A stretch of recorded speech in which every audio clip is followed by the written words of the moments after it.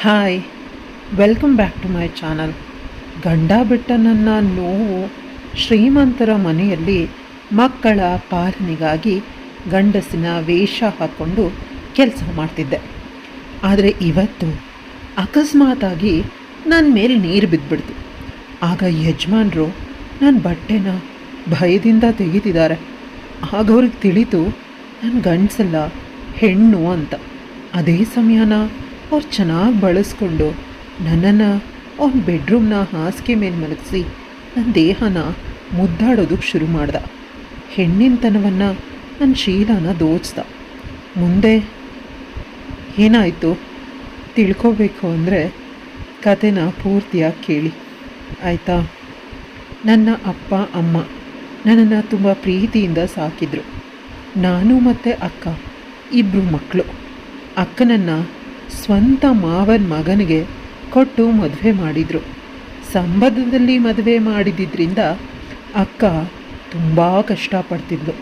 ಪ್ರತಿಯೊಬ್ಬರಿಗೂ ಉತ್ತರ ಕೊಡಬೇಕು, ಯಾರನ್ನು ಮೆಚ್ಚಿಸ್ಬೇಕು ಅನ್ನೋದು ಅವಳಿಗೇ ತಿಳಿತಿರ್ಲಿಲ್ಲ.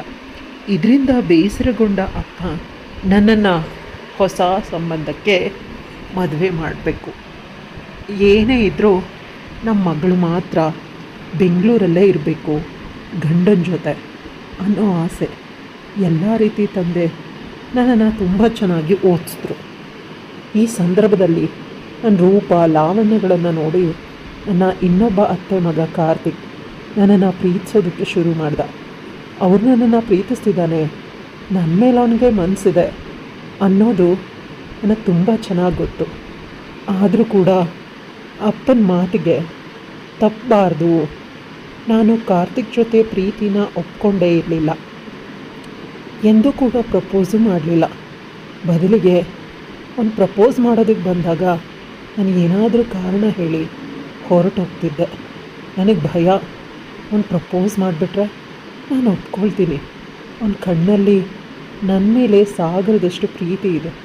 ನನಗೆ ಧರ್ಮ ಸಂಕಟ, ಅವನನ್ನು ಪ್ರೀತಿಸೋ ರೀತಿನೂ ಇಲ್ಲ, ಅಥವಾ ಪ್ರೀತಿಸೋದಕ್ಕೆ ಆಗೋದು ಇಲ್ಲ ಅಂತ ಹೇಳೋದಕ್ಕೆ ಸಾಧ್ಯವೂ ಇಲ್ಲ. ಅಕ್ಕ ಮೊನ್ನೆ ಹೇಳಿಬಿಟ್ಲು, ಅಪ್ಪ ಯಾವುದೇ ಕಾರಣಕ್ಕೂ ಈ ಸಂಬಂಧಕ್ಕೆ ಕೊಡೋದಿಲ್ಲ. ನನ್ನ ತಂಗಿನ ಕಾರ್ತಿಕ್, ದಯವಿಟ್ಟು ನೀನು ಅವಳನ್ನು ಪ್ರೀತಿ ಮಾಡಬೇಡ. ನೀನೀಗ ಅವಳಿಗಿಂತ ಸುಂದರವಾದ, ವಿದ್ಯಾವಂತ, ಬುದ್ಧಿವಂತ ಹುಡುಗಿ ಸಿಗ್ತಾಳೆ. ನಾವು ಮಿಡ್ಲ್ ಕ್ಲಾಸ್ ಜನ, ನಮಗೆ ಮಾನ ಮರ್ಯಾದೆ ಬಿಟ್ಟರೆ ಇನ್ಯಾವುದೋ ಆಸ್ತಿ ಇಲ್ಲ. ಆದರೆ ನೀನಪ್ಪ ಅಮ್ಮ ತುಂಬ ಶ್ರೀಮಂತರು, ಮನೆ ಹುಡುಗಿನ ಮದುವೆ ಮಾಡ್ತಾರೆ, ಯಾಕಂದರೆ ನೀವು ಶ್ರೀಮಂತರೇ ಅಲ್ವಾ ಅಂತ ಹೇಳಿದ್ಲು. ಕಾರ್ತಿಕ್ ಏನೂ ಮಾತಾಡಲಿಲ್ಲ. ನಾನು ಅಂದ್ಕೊಂಡೆ ಅವನು ಒಪ್ಕೊಂಡಿದ್ದಾನೆ ಅಕ್ಕನ ಮಾತಿಗೆ, ಅದಕ್ಕೆ ಸೈಲೆಂಟಾಗಿದ್ದಾನೆ, ನನ್ನನ್ನು ಬಿಟ್ಟುಬಿಡೋದಕ್ಕೆ ಅಂತ ರಾತ್ರಿ ಪೂರ್ತಿ ಅಳ್ತಿದ್ದೆ.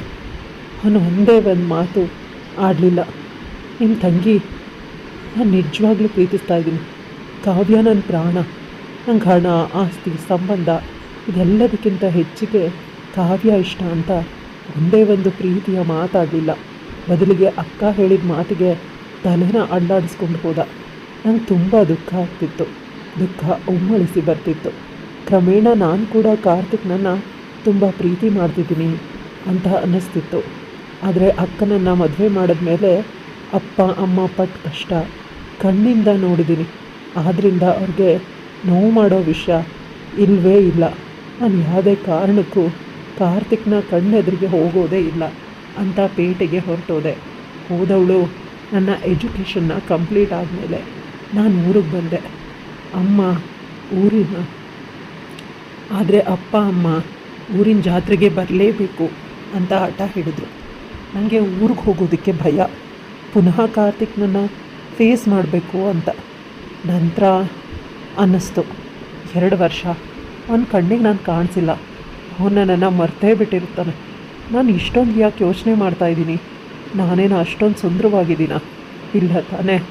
ಕಾಲೇಜ್ನ ಸ್ಮಿತಾ ಎಷ್ಟು ಚೆನ್ನಾಗಿದ್ದಾಳೆ, ಅವಳಿಗೆ ಹೋಲಿಸಿದ್ರೆ ನಾನು 10% ಕೂಡ ಚೆನ್ನಾಗಿಲ್ಲ. ಪ್ರಪಂಚದಲ್ಲಿ ಆ ರೀತಿ ಸುಂದರವಾದ ಹುಡುಗಿಯರು ತುಂಬ ಜನ ಇರ್ತಾರೆ. ಕಾರ್ತಿಕ್ ಆ ರೀತಿ ಯಾವುದಾದ್ರೂ ಒಂದು ಸುಂದರವಾದ ಹುಡುಗಿನ ನೋಡಿ ಇಷ್ಟಪಟ್ಟು ಪ್ರೀತಿ ಮಾಡಿರ್ತಾನೆ. ಅಥವಾ ಮದುವೆ ಆಗಿರ್ತಾನೆ ಅನ್ನೋ ಮಾತನ್ನು ನೆನೆಸ್ಕೊಂಡು ನನ್ನ ಕಣ್ಣುಗಳಿಂದ ನೀರು ಬರೋದಕ್ಕೆ ಶುರುವಾಯಿತು. ಹೊಸ ಹೊಸ ಬಟ್ಟೆಗಳನ್ನು ಶಾಪಿಂಗ್ ಮಾಡಿ ನಾನು ಹಳ್ಳಿಗೆ ನಡೆದೆ. ಜಾತ್ರೆ ತುಂಬ ವಿಜೃಂಭಣೆಯಿಂದ ನಡೆಯಿತು. ಆದರೆ ಎಲ್ಲೂ ಕೂಡ ಕಾರ್ತಿಕ್ ಕಾಣಿಸ್ಲೇ ಇಲ್ಲ. ಅವ್ನು ಕಾಣ್ತಾನೆ ಅಂತ ಹುಡುಕಿದೆ, ಆದರೆ ಕಾಣಿಸ್ಲಿಲ್ಲ. ಈಗ ನನ್ನ ಹುಡುಕಾಟ ಅವನಿಗಾಗಿ ತುಂಬ ಹೆಚ್ಚಾಗಿತ್ತು. ಪ್ರತಿಯೊಬ್ಬರೂ ಕೇಳ್ತಾಯಿದ್ರು, ದಯವಿಟ್ಟು ಅವನನ್ನು ಹುಡುಕ್ಬೇಡ, ಅವನಿಗೆ ಮದುವೆ ಸೆಟ್ ಆಗಿದೆ ಅಂತ ತಮಾಷೆ ಮಾಡ್ತಿದ್ರು. ಅವ್ರು ತಮಾಷೆಗೆ ಹೇಳಿದ್ರು ನನಗೆ ನೋವಾಗ್ತಿತ್ತು. ಅಕ್ಕನ ಬಳಿ ಕೇಳಿದಾಗ ಅವನು ಕೂಡ ಅವನು ನಿನಗಾಗಿ ತುಂಬ ಸಮಯ ಕಾದ. ಮನೆಯಲ್ಲಿ ಒಪ್ಪೋದಿಲ್ಲ ಅಂತ ತಿಳಿದು ಆದರೂ ಕಾಯ್ತಿದ್ದ. ಆದರೆ ಅವ್ರ ಮನೆಯಲ್ಲಿ ಕಾಯಬೇಕಲ್ಲ, ಅವನಿಗೆ ಎಂಗೇಜ್ಮೆಂಟ್ ನಾಳೆ. ಅದಕ್ಕಾಗಿ ಅಪ್ಪ ನಿನ್ನನ್ನು ಕರೆಸಿದ್ದು. ನನ್ನ ಸಂಪೂರ್ಣ ಪ್ರಪಂಚ ಕುಸಿದು ಹೋಯಿತು. ಒಂದೇ ಒಂದು ಆಸೆನ ಇಟ್ಕೊಂಡಿದ್ದೆ, ಇವತ್ತಲ್ಲ ನಾಳೆ ಅವನು ನನಗೆ ಸಿಗ್ತಾನೆ ಅಂತ. ಆದರೆ ಇಂದು ಆ ಆಸೆ ಕೂಡ ನಶಿಸಿ ಹೋಯಿತು. ಇನ್ನು ಯಾವುದೇ ರೀತಿಯ ಆಸೆನ ನಾನು ಪಡಬಾರ್ದು. ಆಸೆ ಪಟ್ಟಷ್ಟು ನೋವಾಗುತ್ತೆ. ಈಗಲೇ ನಾನು ಊರಿಗೆ ಹೊರಟೋಗ್ತೀನಿ. ಅಂದರೆ ಅಪ್ಪ ನಿನ್ನನ್ನು ಕರೆಸಿದ್ದೇ ಎಂಗೇಜ್ಮೆಂಟ್ ಆಗಲಿ, ನೀನು ಎಂದಿಗೂ ಕೂಡ ಕಾರ್ತಿಕ್ ಹುಡುಗಿ ಅಲ್ಲ ಅನ್ನೋದನ್ನು ಇಡೀ ಪ್ರಪಂಚಕ್ಕೆ ತೋರಿಸ್ಬೇಕು ಅಂತ. ನೀನೀಗ ಅರ್ಧದಲ್ಲೇ ಹೊರಟೋದ್ರೆ ಅವ್ರ ಹೆಸರಿಗೆ ಅಗೌರವ ತಂದಂತೆ ಅಂದ ತಕ್ಷಣ ನಾನು ಸುಮ್ಮನಾದೆ. ಎಂಗೇಜ್ಮೆಂಟ್ಗೆ ಅಕ್ಕ ನನ್ನನ್ನು ತುಂಬ ಚೆನ್ನಾಗಿ ರೆಡಿ ಮಾಡಿದ್ಲು. ನಾನು ನನ್ನನ್ನು ಯಾಕೆ ಇಷ್ಟೊಂದು ರೆಡಿ ಮಾಡ್ತಿದ್ಯಾ ಅಂದರೆ, ಅವನು ಎಂಗೇಜ್ಮೆಂಟ್ ಆಗ್ತಿರೋದ್ರಿಂದ ನಿನಗೆ ಯಾವ ರೀತಿ ತೊಂದರೆ ಆಗ್ತಿಲ್ಲ, ನೀನು ಆರಾಮಾಗಿದೆಯಾ ಅನ್ನೋದನ್ನು ಪ್ರಪಂಚಕ್ಕೆ ತೋರಿಸೋದಕ್ಕೆ. ಇಷ್ಟ ಇಲ್ಲದೆ ಇದ್ದರೂ ಭಯದಿಂದ ಹೋದೆ. ಆದರೆ ನನಗಲ್ಲಿ ಒಂದು ದೊಡ್ಡ ಆಶ್ಚರ್ಯನೇ ಕಾದಿತ್ತು. ಅದೇನು ಅಂದರೆ, ಎಂಗೇಜ್ಮೆಂಟ್ ಹಾಲಲ್ಲಿ ನನ್ನ ಮತ್ತು ಕಾರ್ತಿಕ್ನ ದೊಡ್ಡದಾದ ಭಾವಚಿತ್ರವಿತ್ತು. ಅದನ್ನು ನೋಡಿ ನಾನು ಆಶ್ಚರ್ಯಪಟ್ಟೆ. ಈಗ ನನ್ನ ಮತ್ತು ಕಾರ್ತಿಕ್ನ ಎಂಗೇಜ್ಮೆಂಟ್ ನಡೀತಾ ಇರೋದು. ಅಕ್ಕ ಮತ್ತು ಅಪ್ಪ ಇಬ್ಬರು ಸುಳ್ಳು ಹೇಳಿದ್ದಾರೆ. ಕಾರ್ತಿಕ್ ಕೂಡ ನನ್ನ ಜೊತೆ ನಾಟಕ ಆಡಿದ್ದಾನೆ. ನನ್ನ ಬಳಿ ಕೇಳಿದಾಗ, ಹೌದು ನಿನ್ನ ಆಸೆನ ಅಪ್ಪ ನೆರವೇರಿಸ್ತಿದ್ದಾರೆ ಅಂತ ಅಕ್ಕನನ್ನು ಗಟ್ಟಿಯಾಗಿ ತಕ್ಕೊಂಡು ಕಾರ್ತಿಕ್ ಜೊತೆ ನನ್ನ ಎಂಗೇಜ್ಮೆಂಟ್ ಆಯಿತು. ನಾನು ತುಂಬ ಖುಷಿಯಿಂದ ಇದ್ದೆ.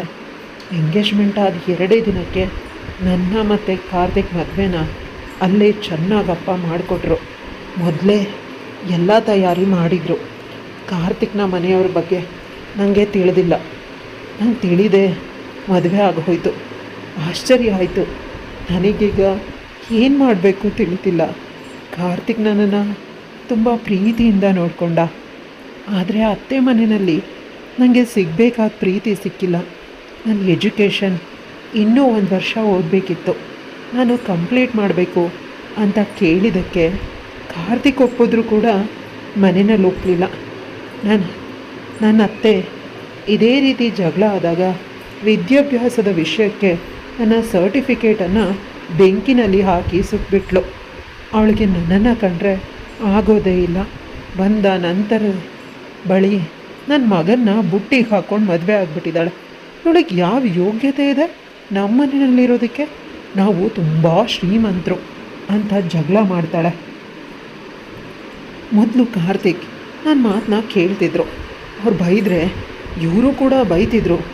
ಆದರೆ ನಾನು ಪ್ರೆಗ್ನೆಂಟಾಗಿ ಮೊದಲ ಬಾರಿ ಹೆಣ್ಮಗುನ ಎತ್ತಾಗ ಅವ್ರು ನನ್ನನ್ನು ತುಂಬ ಅವಮಾನ ಮಾಡಿದ್ರು. ಗಂಡನ ಪ್ರೀತಿ ಅಲ್ಲಿಗೆ ನಿಂತು ಹೋಯಿತು. ಕಾರ್ತಿಕ್ನ ಅಕ್ಕ ಮತ್ತು ಅಣ್ಣಂಗೆ ಮೊದಲು ಗಂಡು ಮಗು ಹುಟ್ಟಿತ್ತಂತೆ. ಅವರ ಅದೃಷ್ಟ ಕುಲಾಯಿಸ್ತು ಬಿಡಿ. ಆದರೆ ಈಗ ಹೆಣ್ಮಗು ಆಯಿತು. ನನಗೆ ಇವಳಿಂದ ಅಂತ ಅವನನ್ನು ತೀರಾ ದಡ್ಡಂತರ ಆಡೋದಕ್ಕೆ ಪ್ರಾರಂಭಿಸ್ದ. ನನಗೆ ದುಃಖ ಆಯಿತು. ಈಗ ಏನು ಮಾಡಬೇಕು ಅಂತ ತಿಳಿತಿಲ್ಲ. ದಿನಗಳು ಕಳೆದಂತೆ ನನ್ನ ಕಣ್ಣೀರು ಜಾಸ್ತಿ ಆಯಿತು. ಆದರೆ ದೈಹಿಕವಾಗಿ ಮಾತ್ರ ನನ್ನನ್ನು ಚೆನ್ನಾಗಿ ಬಳಸ್ಕೊಳ್ತಿದ್ದ. ಅವನ ಕಾಮನೆಗಳಿಗೆ ನನಗೂ ಬುದ್ಧಿ ಇರಲಿಲ್ಲ. ಅವನು ಹೇಳ್ದಾಗ ಕೇಳ್ತಿದ್ದೆ. 2ನೇ ಮಗುಗೆ ಪ್ರೆಗ್ನೆಂಟ್ ಆದೆ. ಪ್ರೆಗ್ನೆಂಟ್ ಆದರೂ ಕೂಡ ಬಿಡ್ತಿರ್ಲಿಲ್ಲ. ಅವನು ತುಂಬ ಹಿಂಸೆ ಮಾಡ್ತಿದ್ದ. ಈಗ ನಾನು ಅವನ ಮಗುಗೆ 2ನೇ ಬಾರಿ ಪ್ರೆಗ್ನೆಂಟ್ ಆಗಿದ್ದೀನಿ. ಈ ಸಲ ತುಂಬ ಕಷ್ಟ ಆಯಿತು. ಇವರೆಲ್ಲ ಏನಾದರೂ ಮಾಡಿಬಿಡ್ತಾರೆ ಅಂತ ಅಕ್ಕ ಅವಳ ಮನೆಗೆ ನನ್ನನ್ನು ಮತ್ತು ನನ್ನ ಮಗಳನ್ನು ಕರ್ಕೊಂಡು ಹೋದ್ಲು. ಅಲ್ಲೇ ನಾನು ಇನ್ನೊಂದು ಮಗುಗೆ ಜನ್ಮ ನೀಡಿದೆ. ಯಾವುದೇ ಕಾರಣಕ್ಕೂ ಗಂಡನ ಮನೆಗೆ ಹೋಗೋದಿಲ್ಲ ಅಂತ ನಿರ್ಧಾರ ಮಾಡಿದೆ. ಗಂಡ ಕೂಡ ನನ್ನನ್ನು ಬಿಟ್ಟು ಇನ್ನೊಂದು ಮದುವೆ ಆಗೋದಕ್ಕೆ ರೆಡಿ ಆದ. ಆದರೆ ಮಕ್ಕಳ ಲಾಲನೆ ಪಾಲನೆಗಾಗಿ ನಾನು ಯಾವುದಾದ್ರೂ ಕೆಲಸಕ್ಕೆ ಹೋಗಲೇಬೇಕು ಅಂತ ಯೋಚಿಸ್ತಿದ್ದೆ. ಅಕ್ಕ ಮನೆಯಲ್ಲಿಲ್ಲದೆ ಇದ್ದಾಗ ಒಂದಿನ ಭಾವ, ನೀನು ನನ್ನನ್ನು ಇಟ್ಕೋ, ನಿನ್ನನ್ನು ಮತ್ತು ನಿನ್ನ ಮಕ್ಕಳನ್ನ ಸಾಕ್ತೀನಿ, ನೀನು ಅಕ್ಕಂಗೆ ಗೊತ್ತಾಗೋದಿಲ್ಲ, ಒಂದು ಪಕ್ಷ ಗೊತ್ತಾದರೂ ಅವಳನ್ನು ಮನೆಯಿಂದ ಹೊರಗೆ ಹಾಕೋಣ, ನಾವಿಬ್ಬರು ಬದುಕೋಣ ಅಂತ ಹೇಳಿದಾಗ ನಾನು ಮೆಚ್ಚಿದ ಬದುಕು ಇಷ್ಟೊಂದು ಕ್ರೂರವಾಗುತ್ತೆ ಅಂತ ನಂಗೆ ತಿಳಿದಿಲ್ಲೇ ಇಲ್ಲ.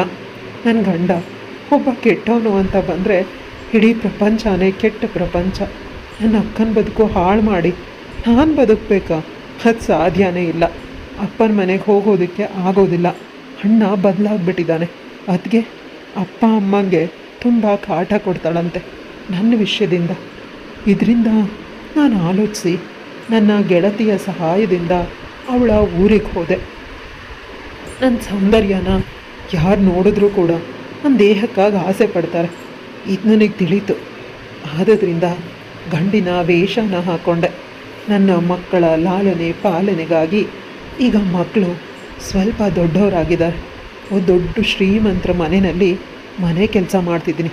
ಯಾಕಂದರೆ ನನ್ನ ಸರ್ಟಿಫಿಕೇಟ್ಗಳನ್ನು ಅತ್ತೆ ಸುಟ್ಟು ಹಾಕ್ಬಿಟ್ಟಿದ್ದಾರೆ. ಆನಂತರ ಅವುಗಳನ್ನೆಲ್ಲ ಪುನಃ ತೆಗೆದುಕೊಳ್ಳೋ ಪ್ರಯತ್ನನ ನಾನು ಮಾಡಲೇ ಇಲ್ಲ. ನನ್ನ ಸಂಪೂರ್ಣ ಐಡೆಂಟಿಟಿನ ತೆಗೆದು ನಾನು ಬದುಕೋದಕ್ಕೆ ಪ್ರಾರಂಭಿಸಿದೆ. ಈ ಬದುಕು ಸುಂದರವಾಗಿದೆ. ಮನೆಯವರು ತುಂಬ ಒಳ್ಳೆಯವರು, ಕೈ ತುಂಬ ಸಂಬಳ ಕೊಡ್ತಾರೆ. ನನ್ನ ಮಕ್ಕಳನ್ನು ಕೂಡ ನೋಡ್ಕೊಳ್ತಾರೆ. ಒಳ್ಳೆ ಸ್ಕೂಲ್ಗೆ ಹಾಕಿದ್ದಾರೆ. ಯಾವುದೇ ಆಲೋಚನೆ ಇಲ್ಲ. ಆದರೆ ಸಮಸ್ಯೆ ಅಂದರೆ ನಾನು ಹೆಣ್ಣಲ್ಲ ಗಂಡು ಅಂತ ಅವರೆಲ್ಲ ನಂಬಿದ್ದಾರೆ. ಸತ್ಯ ತಿಳಿದಾಗ ಯಾವುದಾದ್ರೂ ತೊಂದರೆ ಆಗತ್ತೆ ಅನ್ನೋ ಭಯ ಮನಸ್ಸಲ್ಲಿ ಯಾವಾಗಲೂ ಕಾಡ್ತಾನೇ ಇರುತ್ತೆ. ಇವತ್ತು ನನ್ನ ಮಕ್ಕಳು ಮತ್ತು ನನ್ನ ಯಜಮಾನ್ರ ಮಕ್ಕಳು ಇಬ್ಬರು ಒಟ್ಟಿಗೆ ಆಟವಾಡ್ತಿದ್ರು. ಆಟದ ಮಧ್ಯೆ ಅವರು ನೀರನ್ನು ಬಳಸ್ತಾ ಇದ್ದಾರೆ.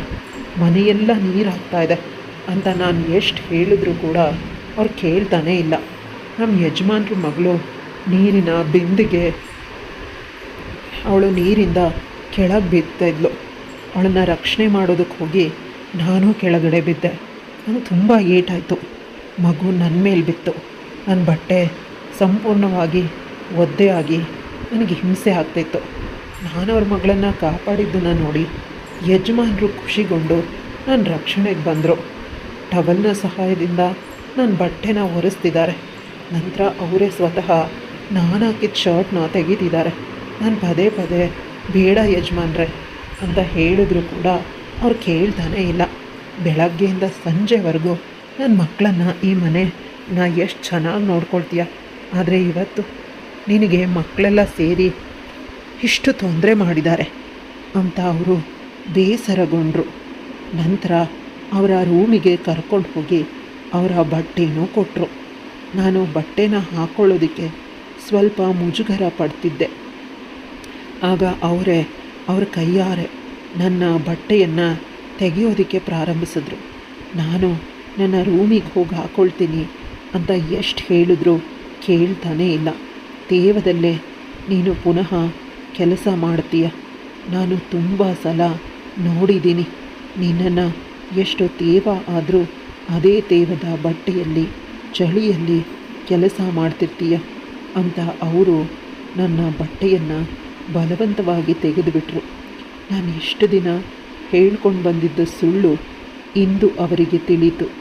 ಯಾಕಂದರೆ ನನ್ನ ಬಟ್ಟೆನ ಸಂಪೂರ್ಣವಾಗಿ ತೆಗೆದ ಮೇಲೆ ನನ್ನ ದೇಹ ರಾಶಿನ ನೋಡಿ ಅವ್ರ ಮುಖದ ಭಾವನೆ ಕಪ್ಪಾಯಿತು.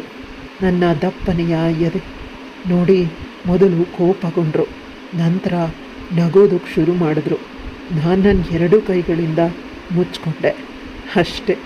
ನಂತರ ಅವ್ರು ಕೊಟ್ಟಿದ್ದ ಬಟ್ಟೆನ ಹಾಕ್ಕೊಳ್ಳೋದಕ್ಕೆ ಆರಂಭಿಸ್ದೆ, ನನ್ನ ಮುಚ್ಕೊಳ್ಳೋದಕ್ಕೆ. ಆದರೆ ಅದಕ್ಕೆ ಅವಕಾಶ ಮಾಡಿಕೊಡದೆ ಅವ್ರು ನನ್ನನ್ನು ತುಂಬ ರಭಸವಾಗಿ ಎಳೆದು ಬಲವಂತವಾಗಿ ಹಾಸಿಗೆ ಮೇಲೆ ನೂಕಿದ್ರು. ನಾನು ಬೇಡ ಯಜಮಾನ್ರೆ, ಹೊಟ್ಟೆ ಪಾಡಿಗೆ ಮಾಡ್ತಿದ್ದೆ ನನ್ನ ಮಕ್ಕಳಿಗೆ ಅಂತ ಏನು ಹೇಳೋದಕ್ಕೆ ಹೋದಾಗ ಅವರು ತಮ್ಮ ಮೃದುವಾದ ಕೈಗಳಿಂದ ನನ್ನ ಬಾಯಿಯನ್ನು ಮುಚ್ಚಿ, ನಿನ್ನ ಮಕ್ಕಳು ಈಗ ನನ್ನ ಮಕ್ಕಳು, ನೀನು ಸಂಪೂರ್ಣವಾಗಿ ನನ್ನವಳಾಗ್ತೀಯ ಅಂತ ಕೇಳಿದ್ರು. ಅವ್ರ ಕಣ್ಣುಗಳಲ್ಲಿ ಇದ್ದ ಅಧಿಕಾರದ ಛಾಯೆ ನನಗೇನೂ ಮಾತಾಡೋದಕ್ಕೆ ಅವಕಾಶನೇ ಮಾಡಿಕೊಡ್ಲಿಲ್ಲ. ನಾನು ತಲೆ ತಗ್ಗಿಸ್ದೆ ಅಷ್ಟೇ. ಅವರು ಅವ್ರ ಕೆಲಸನ ಮಾಡೋದಕ್ಕೆ ಪ್ರಾರಂಭ ಮಾಡಿದ್ರು. ನನ್ನ ದೇಹನ ಅವ್ರು ತುಂಬ ನಾಜೂಕಾಗಿ ಪ್ರೀತಿ ಮಾಡಿದ್ರು. ದೇಹದ ಪ್ರತಿ ಕಣವನ್ನು ಕೂಡ ಮುದ್ದಿಸಿದ್ರು.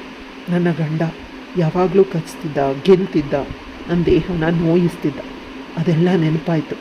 ಆದರೆ ಇವರು ತುಂಬ ಮೃದುವಾಗಿ ನನ್ನನ್ನು ಪ್ರೀತಿ ಮಾಡ್ತಿದ್ದಾರೆ. ನನಗೂ ಕೂಡ ಈ ರೀತಿ ಪ್ರೀತಿ ಹೊಸದು, ಇಷ್ಟ ಆಯಿತು. ಆನಂತರ ಅವರು ನನ್ನ ತುಂಬ ಸಮಯ ಅವ್ರಿಗಿಷ್ಟ ಬಂದಂತೆ ಮಾಡಿದ್ರು. ನಂತರ ಅದರಲ್ಲಿ ಹಾಲು ಕುಡಿದ್ರು. ಇದೆಲ್ಲವನ್ನು ನೋಡಿ ನಾನು ಅವ್ರಿಗೆ ನನ್ನನ್ನು ಸಮರ್ಪಣೆ ಮಾಡಿಕೊಂಡು ತಪ್ಪು ಮಾಡಿಲ್ಲ ಅಂತ ಅನ್ನಿಸ್ತು. ನಮ್ಮಿಬ್ಬರ ಮಧುರ ಮಿಲನ ಆಗೋಯ್ತು. ತುಂಬ ವರ್ಷಗಳ ಮೇಲೆ ನಾನು ದೈಹಿಕವಾಗಿ ಸೇರಿದ್ದು, ಅದರಲ್ಲೂ ಕೂಡ ಇಷ್ಟು ಪ್ರೀತಿಯಿಂದ ದೇಹ ಸುಖ ನನಗೆ ಕೊಟ್ಟರು. ಅವ್ರು ಅಂದ್ಕೊಳ್ಬಹುದು ಅವ್ರಿಗೆ ನಾನು ಸುಖ ಕೊಟ್ಟೆ ಅಂತ, ಆದರೆ ನನಗೂ ಅವರು ನಿಜವಾಗ್ಲೂ ಸುಖ ಕೊಟ್ಟಿದ್ದಾರೆ. ಮಕ್ಕಳು, ಬಡತನ, ದುಡ್ಡು, ಈ ಜಂಜಾಟದಲ್ಲಿ ನನ್ನನ್ನು ನಾನು ಮರೆತು ಹೋಗಿದ್ದೆ. ಈ ಸುಖದಿಂದ ನನಗದೆಲ್ಲ ಪುನಃ ನೆನಪಾಯಿತು.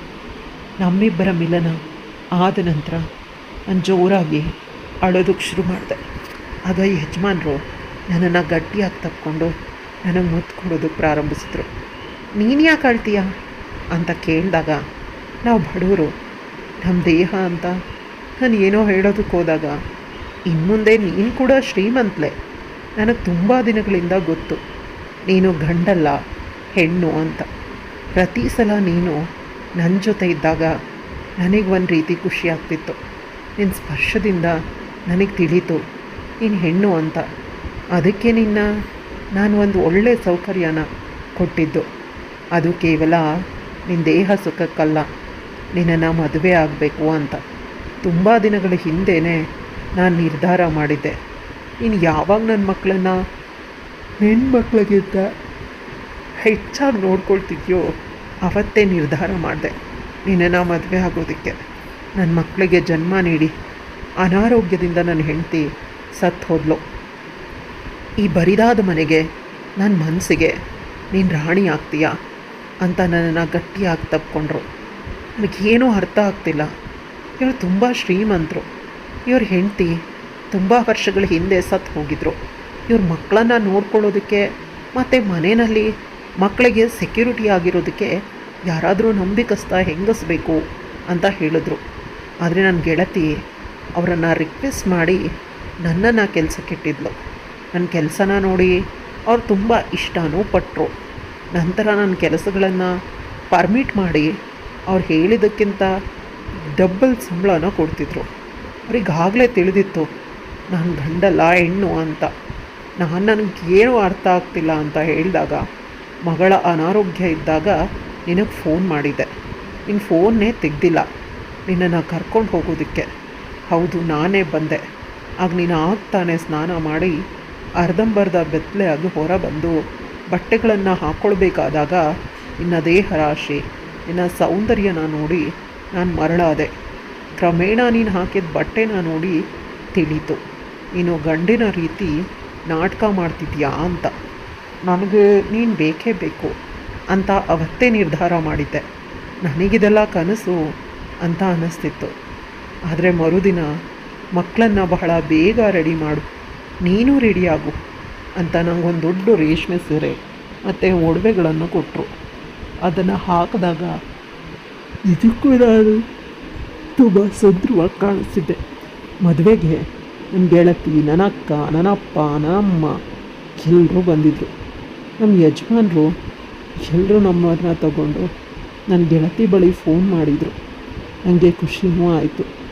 ಎಲ್ಲರ ಸಮ್ಮುಖದಲ್ಲಿ ಯಜಮಾನ್ರ ಜೊತೆ ನನ್ನ 2ನೇ ಮದುವೆನೂ ಆಯಿತು. ನಮ್ಮ ಮನೆಯಲ್ಲಿ ಎಲ್ಲರೂ ಖುಷಿಪಟ್ಟರು. ಯಾಕಂದರೆ ಇಡೀ ಊರಿಗೆ ಶ್ರೀಮಂತರು ನನ್ನ ಗಂಡ, ಮತ್ತು ತುಂಬ ಒಳ್ಳೆ ಮನುಷ್ಯ ಅಂತ ಎಲ್ರಿಗೂ ಗೊತ್ತು. ಸಂಜೆ ಅವ್ರ ಮನೆಯಲ್ಲಿ ಒಂದು ದೊಡ್ಡ ಪಾರ್ಟಿನೂ ಇಟ್ಕೊಂಡಿದ್ರು. ಅವ್ರ ಸಂಬಂಧಿಕರಿಗೆ, ಫ್ಯಾಮಿಲಿ, ಫ್ರೆಂಡ್ಸ್ಗೆ ಮತ್ತು ಅವರ ಬಿಸ್ನೆಸ್ಗೆ ಸಂಬಂಧಪಟ್ಟವರನ್ನು ಕರೆದು ನನ್ನನ್ನು ಅವ್ರ ಎರಡನೇ ಹೆಂಡತಿ ಅಂತ ಪರಿಚಯನೂ ಮಾಡಿಕೊಟ್ರು. ನಾನು ತುಂಬ ಖುಷಿಪಟ್ಟೆ. ನನ್ನ ಬದುಕು ಇಷ್ಟೊಂದು ಸುಂದರವಾಗಿರುತ್ತೆ ಅಂತ ನಾನು ತಿಳಿದಿರಲಿಲ್ಲ. ಇಷ್ಟು ಸುಂದರವಾದ ಬದುಕು ಸಿಗಲಿ ಅಂತ ನನ್ನ ಮೊದಲನೇ ಗಂಡನಿಂದ, ಆ ಬದುಕಿನಿಂದ ಒಂದಷ್ಟು ಕಷ್ಟ ಸಿಕ್ಕಿ ನಾನಿಲ್ಲಿ ದೇಶಾಂತರ ಬಂದಿದ್ದು ಅದನ್ನು ನೆನೆಸ್ಕೊಂಡು ಅನ್ನಿಸ್ತು. ಕತ್ತಲೆ ಆದಮೇಲೆ ಬೆಳಕು ಬಂದೇ ಬರುತ್ತೆ. ಈಗ ನಾನು ಕೋಟಿಗಟ್ಟಲೆ ಸಾಮ್ರಾಜ್ಯದ ಒಡತಿ, ತುಂಬ ನೆಮ್ಮದಿಯಾಗಿ ನನ್ನ ಯಜಮಾನ್ರ ಜೊತೆ ಬದುಕ್ತಾ ಇದ್ದೀನಿ. ಈಗ ನನಗೆ 4 ಮಕ್ಕಳು, ಅವ್ರ 2 ಮಕ್ಕಳು ಮತ್ತು ನನ್ನ 2 ಮಕ್ಕಳು ಒಟ್ಟಿಗೆ ಹುಟ್ಟಿದವರ ಥರ ನೆಮ್ಮದಿಯಾಗಿ ಬೆಳೀತಿದ್ದಾರೆ. ಈಗಿರೋ ಸುಖ, ಸಂತೋಷ, ನೆಮ್ಮದಿ ನನ್ನ ಪಾಲಿಗೆ ಯಾವಾಗಲೂ ಇದೇ ರೀತಿ ಇರಲಿ ಅಂತ ಆ ಭಗವಂತನಲ್ಲಿ ಪ್ರಾರ್ಥನೆ ಮಾಡ್ತೀನಿ. ಕತೆ ಇಲ್ಲಿಗೆ ಮುಗಿಯುತ್ತೆ. ಕತೆ ಹೇಗನ್ನಿಸ್ತು? ಇಷ್ಟ ಆಗಿದ್ರೆ ಲೈಕ್, ಶೇರ್, ಕಮೆಂಟ್ ಮಾಡೋದನ್ನು ಮರಿಬೇಡಿ. ಇಂತಹ ಇನ್ನಷ್ಟು ಇಂಟ್ರೆಸ್ಟಿಂಗ್ ಕತೆಗಳಿಗಾಗಿ ನನ್ನ ಚಾನಲ್ನ ಸಬ್ಸ್ಕ್ರೈಬ್ ಮಾಡ್ಕೊಳ್ಳಿ. ಮತ್ತೊಮ್ಮೆ ಮೀಟ್ ಮಾಡೋಣ ಇನ್ನೊಂದು ಇಂಟ್ರೆಸ್ಟಿಂಗ್ ಕತೆ ಜೊತೆಗೆ. ಅಲ್ಲಿವರೆಗೂ ಬಾಯ್.